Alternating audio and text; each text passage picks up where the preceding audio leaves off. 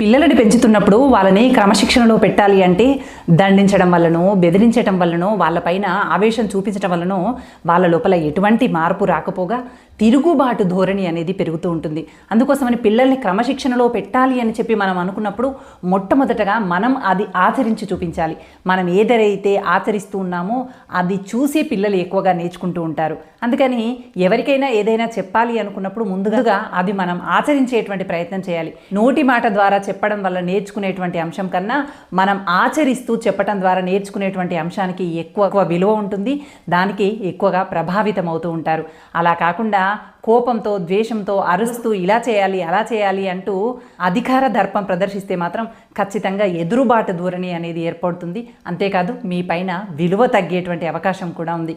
అందుకే మనం ఏదైనా ఎవరికైనా చెప్పాలి అనుకున్నప్పుడు మొదటగా మనం అది మన క్రమశిక్షణలో భాగంగా చేసుకొని ఆచరించి చూపిస్తేనే అది సులభ సాధ్యమవుతుంది. లేదంటే నీటిపై రాతలాగే మిగిలిపోతుంది. కాదంటారా? ఆలోచించండి. ఎవరికైనా ఏదైనా మంచి చెప్పాలనుకున్నప్పుడు అది ముందుగా పాటించేటువంటి ప్రయత్నం చేద్దాము. అలాగే క్రమశిక్షణ మనం అలవరుచుకున్న తర్వాతే మరొకరికి క్రమశిక్షణ గురించి చెప్పేటువంటి ప్రయత్నం చేద్దాము.